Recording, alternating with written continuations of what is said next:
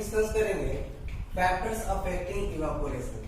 जैसे कि हमने देखा कि इवापोरेशन क्या है, लगातार मतलब कि पानी का वेपर में चेंज होना, ये मतलब कोई भी लिक्विड का वेपर में चेंज होना।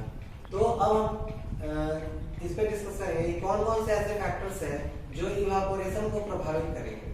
ठीक है, फर्स्ट फैक्टर क्या है, नेचर ऑफ लिक्विड। लिक्विड कैसा है, lower the boiling point higher the rate of evaporation. मतलब कि उस लिक्विड का जितना ही बॉइलिंग पॉइंट कम होगा उतना ही उसका इवापोरेशन का रेट ज्यादा होगा। जैसे कि पेट्रोल का बॉइलिंग पॉइंट कम होता है और पेट्रोल हम देखते हैं कि ऐसे भी फ्री में छोड़ देते हैं तो बहुत जल्दी इवापोरेट हो जाता है। फिर उसके बाद टेम्परेचर ऑफ लिक्विड। लिक्विड का अभी टेम्परेचर कितना है, अगर उसका टेम्परेचर बॉइलिंग पॉइंट के करीब में है तो भी उसका मतलब कि रेट ऑफ इवापोरेशन जो है वो तेज रहेगा, और उसका अगर टेम्परेचर कम है तो इवापोरेशन का रेट भी कम रहेगा। Third, surface area of liquid. मतलब कि लिक्विड का सरफेस एरिया जो है वो कितना है, अगर ज्यादा दूर में फैला हुआ है लिक्विड तो उसका रेट ऑफ इवापोरेशन भी ज्यादा होगा, और अगर सरफेस एरिया उसका कम है तो रेट ऑफ इवापोरेशन भी कम होगा। ठीक, उसके बाद विंड स्पीड। अगर वहां पे एयर ज्यादा प्रेजेंट है, एयर मूव कर रहा है, एयरी अगर इन्वायरमेंट है तो इस केस में रेट ऑफ इवापोरेशन तेज रहेगा। ठीक, और लास्ट में है ह्यूमिडिटी। ह्यूमिडिटी होता है the amount of vapour present in air. अगर वाटर में जो एयर में जो वाटर का वेपर ऑलरेडी मौजूद है, इस केस में ह्यूमिडिटी कहते हैं उसको। तो ह्यूमिडिटी अगर ज्यादा है तो रेट ऑफ इवापोरेशन कम रहेगा, और अगर ह्यूमिडिटी कम है तो रेट ऑफ इवापोरेशन ज्यादा रहेगा। ओके, कुछ और मेथड्स हैं जो लिक्विड से रिलेटेड है।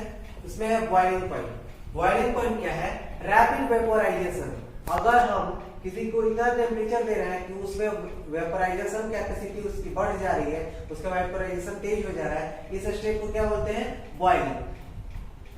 बॉइलिंग क्या होता है, बॉइलिंग ऐसा कंडीशन है जब it is the condition when vapour pressure is equal to the atmospheric pressure. इस केस में क्या होता है, वेपर प्रेशर जो होता है एटमॉस्फेरिक प्रेशर के बराबर हो जाता है। तो जब वेपर प्रेशर अगर बहुत हीट करेंगे तो क्या होगा, मॉलिक्यूल्स एक दूसरे से दूर जाएंगे। अगर बहुत हम टेम्परेचर देंगे तो मॉलिक्यूल्स एक दूसरे से दूर जाएंगे। तो इस केस में क्या होगा, प्रेशर बढ़ेगा और प्रेशर एटमॉस्फेरिक प्रेशर के बराबर हो जाएगा। इस केस को क्या बोलते हैं, बॉइलिंग। ठीक है, और the temperature at which boiling occurs is known as boiling point. जिस टेम्परेचर पे बॉइलिंग शुरू हो जाता है उसी टेम्परेचर को क्या बोला जाता है, बॉइलिंग पॉइंट बोला जाता है।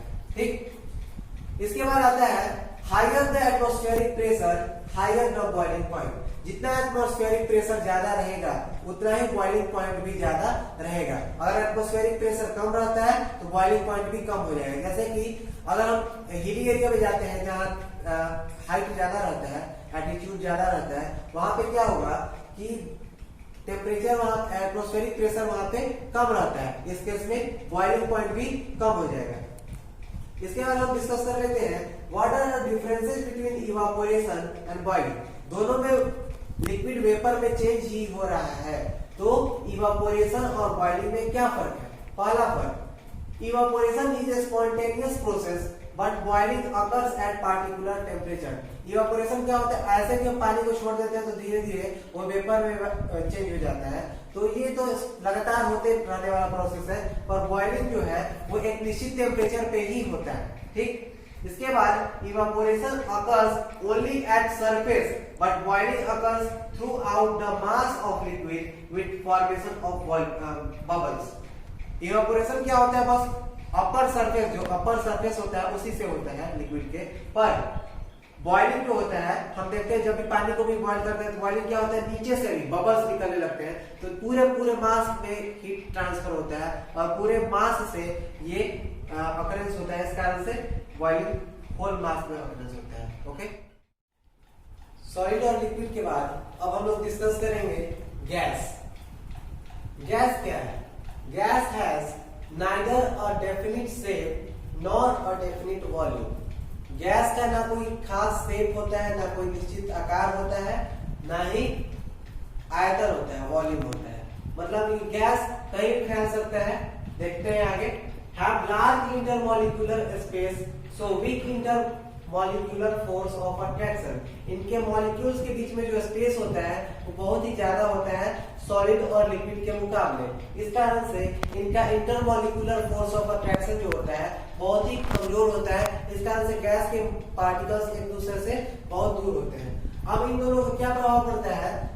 Their melting and boiling points are below room temperature. इस कारण से इनका मेल्टिंग और बॉइलिंग पॉइंट दोनों रूम टेम्परेचर से कम होता है। ठीक, फिर इजिली कॉम्प्रेसेबल, ये जो होते हैं इजिली, जैसे कि हम लोग देखते हैं कि सिरिंज, अगर आप लोग सिरिंज यूज करें और उसके मुंह को बंद कर दें और एयर भर के उसको दबाते हैं तो कॉम्प्रेस हो जाता है इजिली। तो ये गैसेस जो होते हैं इजिली कॉम्प्रेसेबल होते हैं। इसका और एक खासियत होता है, they expand on heating and contract on cooling. और गैस को टेम्परेचर देते हैं हम लोग तो वो एक्सपैंड करता है और टेम्परेचर को कम करते हैं तो वो कॉन्ट्रैक्ट करता है। ठीक, and last they diffuse easily, gases diffuse easily, इनके पार्टिकल्स के बीच में डिफ्यूजन बहुत तेजी से होता है। एग्जांपल के लिए अगर हम इस रूम में एक स्प्रे अगर परफ्यूम का मार देते हैं तो पूरे रूम में उसकी खुशबू फैल जाती है। ठीक, तो ये तीनों को अब मैं कंक्लूड कर रहा हूं। आप देखेंगे इस फिगर को, अरेंजमेंट ऑफ पार्टिकल्स, गैसेस, देखिए कितना स्पेसेस खाली है। ये जो सॉलिड है, सॉलिड में इंटरमॉलिक्यूलर स्पेस बहुत ही कम है और इंटरमॉलिक्यूलर फोर्स ऑफ अट्रैक्शन बहुत ही ज्यादा है। इसके मुकाबले लिक्विड में उससे थोड़ा कम है और गैस में बहुत ही ज्यादा कम है। तो ये स्पेसेस बहुत ही ज्यादा है, इनमें धीरे धीरे जैसे बढ़ते जा रहे हैं। फिर देखिए सॉलिड में जैसे हीट दे रहे हैं तो मेल्ट होकर क्या चेंज हो रहा है? लिक्विड में। और लिक्विड में हीट दे रहे हैं तो क्या में चेंज हो रहा है? इवेपोरेट करके गैस में। फिर अगर हीट कम करते हैं तो कंडेंस होकर गैस क्या में चेंज हो रहा है? लिक्विड में। और लिक्विड से हीट कम कर रहे हैं यानी कूल कर रहे हैं उसको, तो फ्रीज होकर क्या में चेंज हो रहा है? सॉलिड में। और सॉलिड डायरेक्ट चेंज अगर हो रहा है गैस में तो उस प्रोसेस को क्या बोलते हैं? सब्लिमेशन बोलते हैं। ये जो हीट होता है, heat increases kinetic energy of particles. Heat क्या करता है? पार्टिकल्स के बीच का काइनेटिक एनर्जी को बढ़ा देता है। इसके कारण से ही ये पॉसिबल हो पाता है कि मॉलिक्यूल्स इसके एक दूसरे से। नेक्स्ट टॉपिक है हमारा condensation. Condensation is conversion of a gas into liquid. एक गैस का लिक्विड में उसके चेंज होना, उसको ठंडा करने के बाद इस प्रोसेस को क्या बोलते हैं? कंडेंसेशन। ठीक, उसके बाद आता है एटमॉस्फेरिक प्रेशर। जब गैस हमारे आसपास एटमॉस्फेयर, हवा चारों तरफ है, तो एटमॉस्फेरिक प्रेशर क्या होता है? तो the force applied by gas particles per unit area. In gas particles का एक सरफेस पे पर यूनिट एरिया जितना फोर्स अप्लाई किया जाता है, जितना फोर्स लगाया जाता है, उसको क्या बोलते हैं? Atmospheric pressure. ठीक, और उसका यूनिट है पास्कल। एक एटमॉस्फेयर के बराबर होता है 1,1325 पास्कल। ठीक है, मतलब कि अगर एक एरिया है तो उसपे 1 मीटर स्क्वायर अगर एरिया है तो उसपे कितना प्रेशर लग रहा है? 1,1325 न्यूटन का फोर्स लग रहा है। उसपे कितना लग रहा है? 1,1325 न्यूटन का। न्यूटन में हम लोग फोर्स को नापते हैं इसलिए न्यूटन यूज किया जाएगा। तो हमारा प्रेशर का यूनिट क्या हो गया? न्यूटन पर मीटर स्क्वायर। ओके, उसके बाद आता है मेल्टिंग पॉइंट।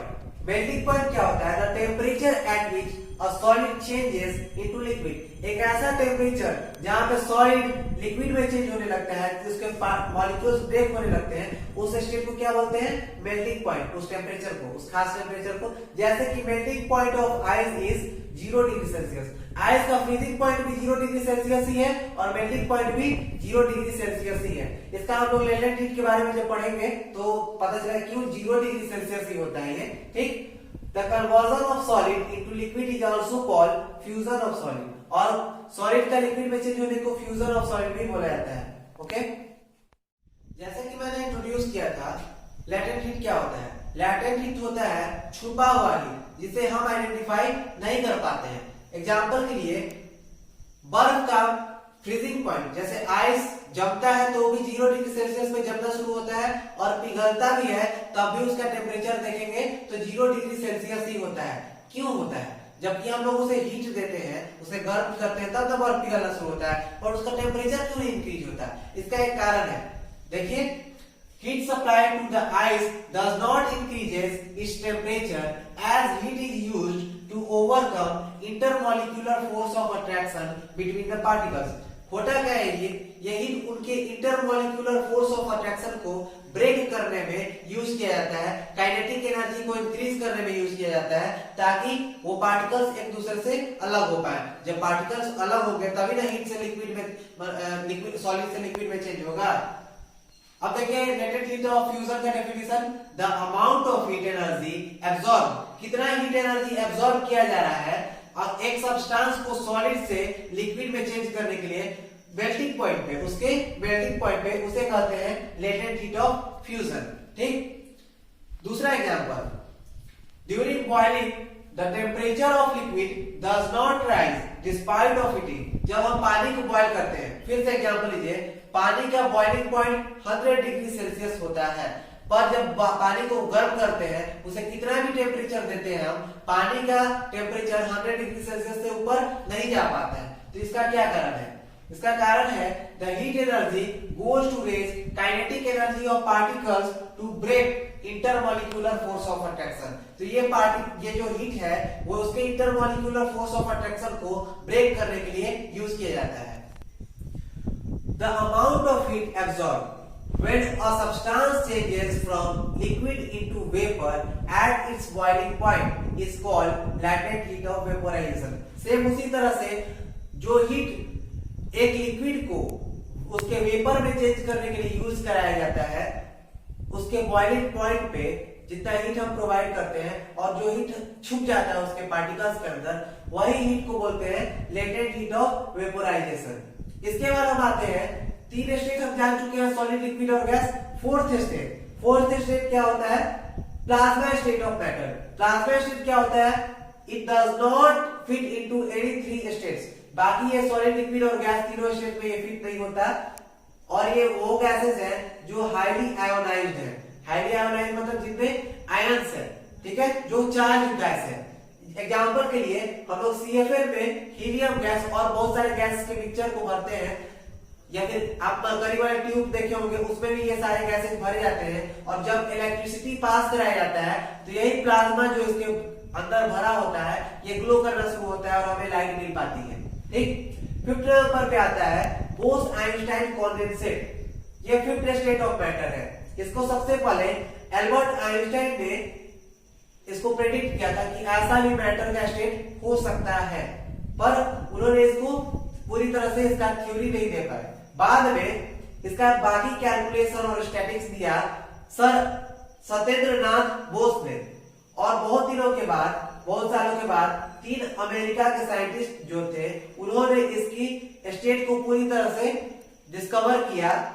कहां से? बोस्टन गैस को बहुत ही लो डेंसिटी पे, डेंसिटी मैंने बताया था, बहुत ही लो डेंसिटी पे उसको सुपर कूल किया इन्होंने, और ये 5th स्टेट ऑफ मैटर को उन्होंने डिस्कवर किया। तो आज आपका matter in our surrounding chapter over होता है।